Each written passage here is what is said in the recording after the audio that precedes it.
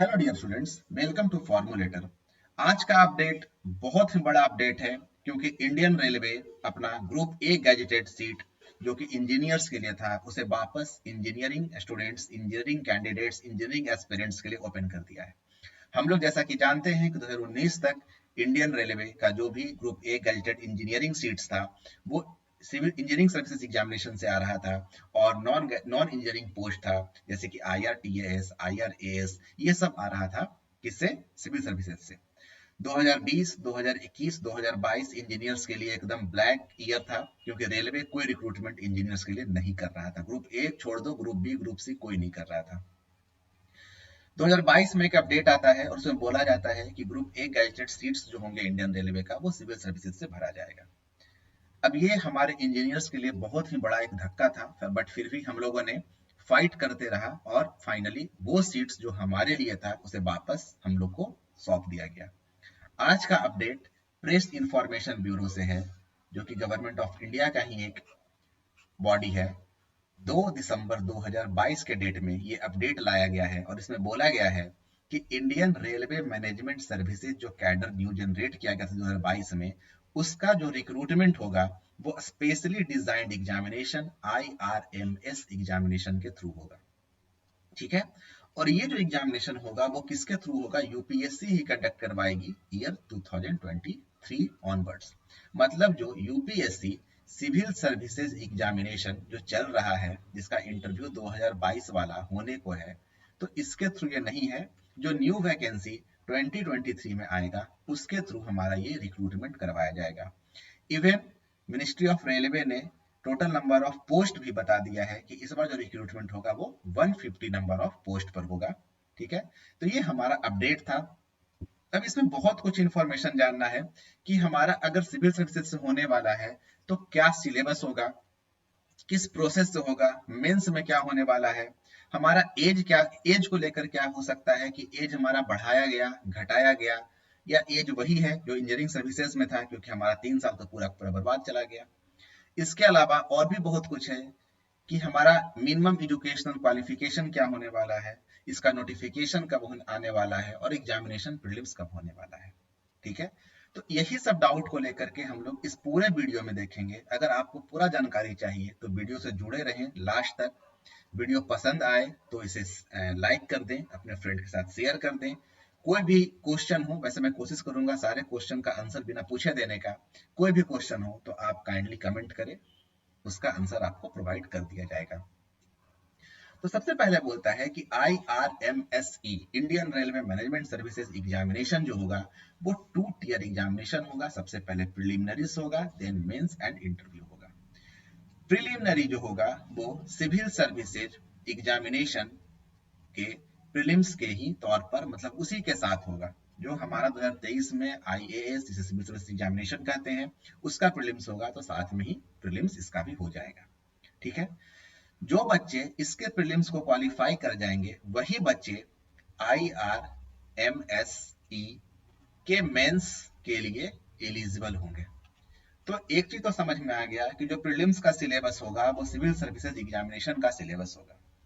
अब चलते हैं मेंस पर। मेंस में क्या होने वाला है, तो अगर हम मेंस की तरफ बढ़ते हैं तो इस नोटिफिकेशन में साफ दिया हुआ है। अगर आपको इस नोटिफिकेशन पर हल्का सा भी डाउट है तो काइंडली आप PIB के साइट्स पर जाएं, इस एप्लीकेशन को वहां से, सॉरी इस PDF को वहां से डाउनलोड कर सकते हैं। तो बोलता है कि IRMS का जो मेंस का एग्जामिनेशन होगा वो टोटल 4 पेपर होंगे, कन्वेंशनल, ऐसे टाइप। ठीक है, जिसका सब्जेक्ट गिवन है।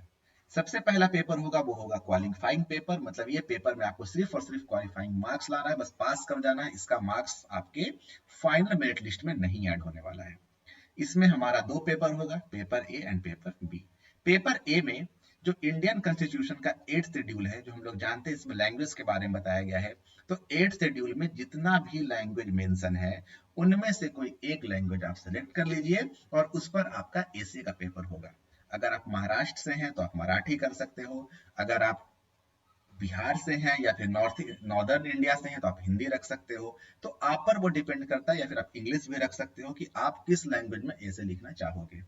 उसके बाद पेपर बी हमारा इंग्लिश में होगा, मतलब कि अगर आप पेपर ए में एक लैंग्वेज इंग्लिश लेकर चल रहे हो तो वहां तो आपको इंग्लिश होगा ही, एक इंग्लिश आपका पेपर बी में कंपलसरी है।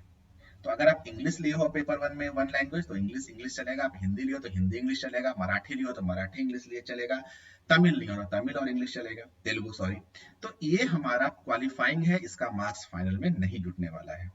उसके बाद आता है तो कौन सा सब्जेक्ट होगा जो मेरिट में काउंट किया जाएगा। तो दो सब्जेक्ट्स हैं, पेपर वन पेपर टू दोनों ऑप्शनल सब्जेक्ट्स हैं। उसके बाद हमारा पर्सनालिटी टेस्ट होगा जो कि 100 मार्क्स का होगा, और ये दोनों होगा 250 मार्क्स का, मतलब ऑप्शनल पेपर हमारा 250 मार्क्स का और क्वालिफाइंग पेपर हमारा 300 मार्क्स का। मतलब एग्जामिनेशन हमारा होगा टोटल 1100 मार्क्स का, बट हमारा जो मेरिट लिस्ट में मार्क्स बनेगा वो सिर्फ और सिर्फ 500 मार्क्स पर ही बनेगा, और प्लस हमारा 100 जो हमारा ये इंटरव्यू का मार्क्स है। तो ऑप्शनल पेपर में कौन कौन सब्जेक्ट हमें लेना है ये भी इंपॉर्टेंट फैक्टर रखता है।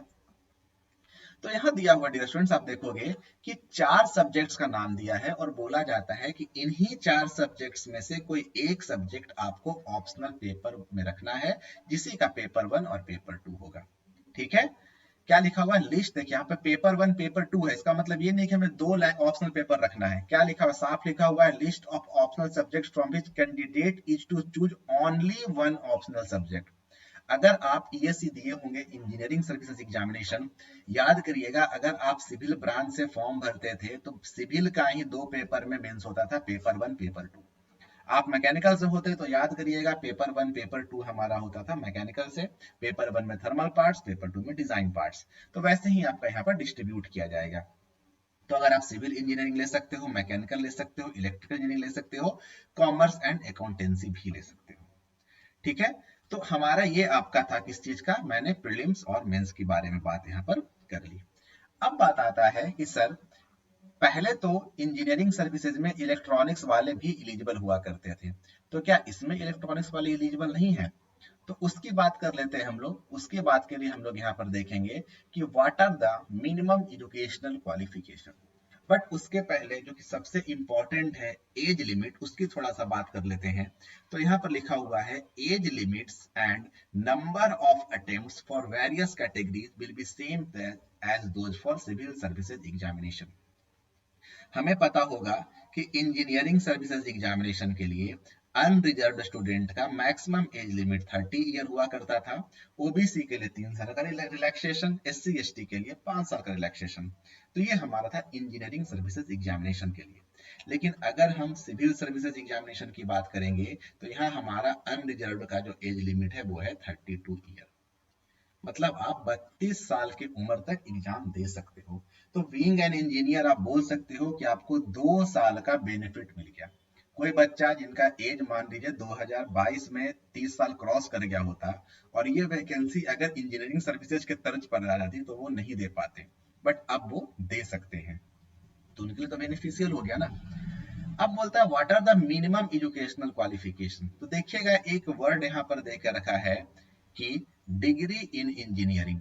यहाँ पर ये नहीं लिखा है कि degree in civil engineering, degree in mechanical engineering और degree in electrical engineering. Degree in engineering मतलब अगर कोई बच्चा बैचलर ऑफ इंजीनियरिंग या बैचलर ऑफ टेक्नोलॉजी किसी भी ब्रांच में कर कर रखा हो, चाहे वो इलेक्ट्रॉनिक्स एंड कम्युनिकेशन से करके रखा हो, कंप्यूटर साइंस इंजीनियरिंग से करके रखा हो, किसी भी ब्रांच से वो इंजीनियरिंग करके रखा हो, वो एलिजिबल है एग्जामिनेशन में बैठने के लिए। लेकिन बस कंडीशन ये है कि उसे ऑप्शनल पेपर में आइदर मैकेनिकल इंजीनियरिंग और सिविल इंजीनियरिंग और इलेक्ट्रिकल इंजीनियरिंग, यही 3 पेपर में से कोई एक पेपर लेना पड़ेगा। मतलब कंप्यूटर का बच्चा अगर मैकेनिकल इंजीनियरिंग पढ़ रहा है, वो इसका तैयारी कर लेता है, तो ही इज एलिजिबल, ही और she is eligible for UPSC Indian railway management services examination. ठीक है, तो होप आपको ये क्लियर हुआ होगा कि डिग्री इन इंजीनियरिंग मतलब आप कोई से भी ब्रांच से इंजीनियरिंग का डिग्री आपके पास हो, बस आपको ऑप्शनल पेपर में मैकेनिकल, सिविल और इलेक्ट्रिकल से ही आपको ऑप्शनल पेपर देना हो।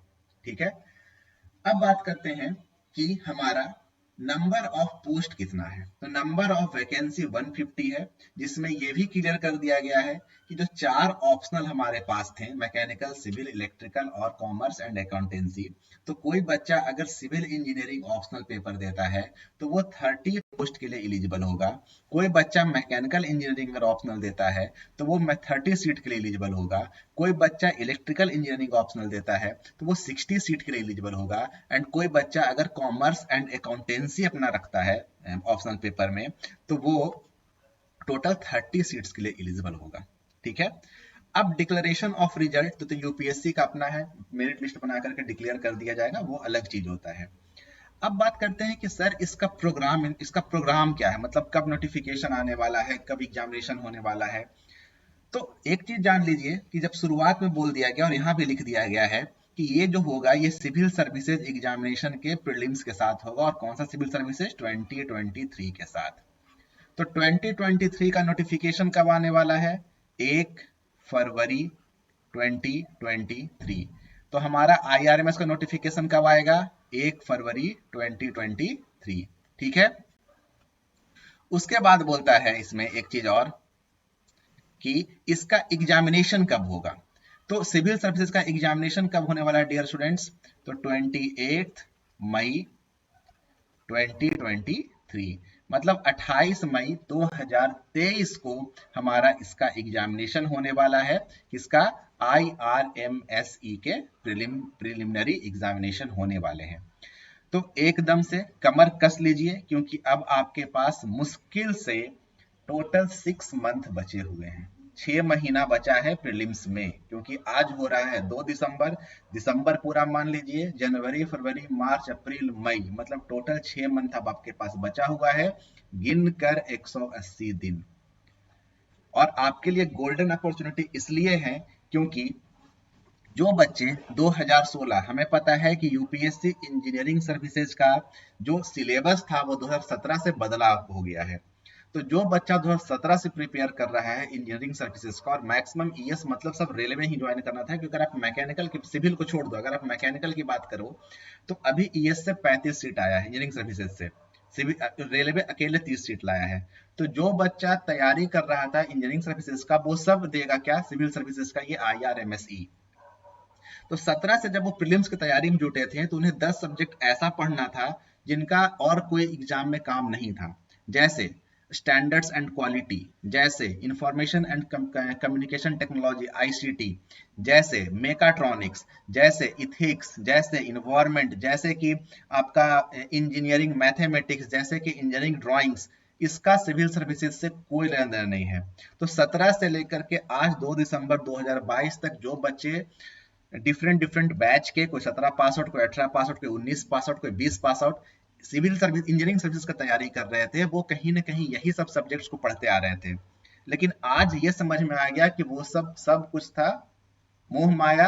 अब फिर से हमें वही करना है, Indian polity, Indian history, world geography, Indian geography, world history, world polity, current affair, environment, ethics. क्यों, क्योंकि हमें सिविल सर्विसेज का प्रीलिम्स देना है, तब जाकर आप IRMS दोगे। तो एकदम जो बच्चे न्यू फ्रेश आउट हैं, न्यू ग्रेजुएट हैं, फ्रेशर्स हैं, 2022 के पास आउट हैं या फिर 2021 के पास आउट हैं वो, और जो बच्चे 2016 के पास आउट हैं, 17 के पास आउट हैं, 18 के पास आउट हैं, उनमें अब कोई डिफरेंस नहीं रह गया, सबके सब एक प्लेटफॉर्म पर आ गए, सबको उतना ही पढ़ना है। तो 6 महीना है, 28 मई को पेपर है, इंडियन रेलवे सपना है। कमर कसिए, पढ़ाई करिए, सिलेक्शन लीजिए, और कुछ नहीं सोचना है इफ एंड बट, तैयारी में जुड़े रहिए। आशा करता हूं कि मेरा जो ये लेक्चर था इस नए वैकेंसी, नए नोटिफिकेशन, नए अपडेट को लेकर के कहीं ना कहीं आपके लिए वो बेनिफिशियल साबित हुआ होगा, आप चीजों को समझे होंगे। अगर आपको पसंद आया है तो लाइक करें, अपने फ्रेंड के साथ शेयर कर दें। कोई डाउट हो, ऐसे कोशिश नहीं है कोई डाउट रहेगा, कोई डाउट हो या फिर कोई आपको सजेशन हो, कोई हमारा फीडबैक हो तो काइंडली उसे कमेंट में जरूर करें, ताकि हम भी नेक्स्ट वीडियो में उसे सुधार कर सकें। अगर वीडियो में कुछ एरर समझ में आ रहा हो तो काइंडली आपसे रिक्वेस्ट है उस एरर को आप हमें ठीक करवा दें, ताकि उस चीज को हम भी आगे से ध्यान रखें। तो तब तक के लिए thank you, goodbye, have a nice day.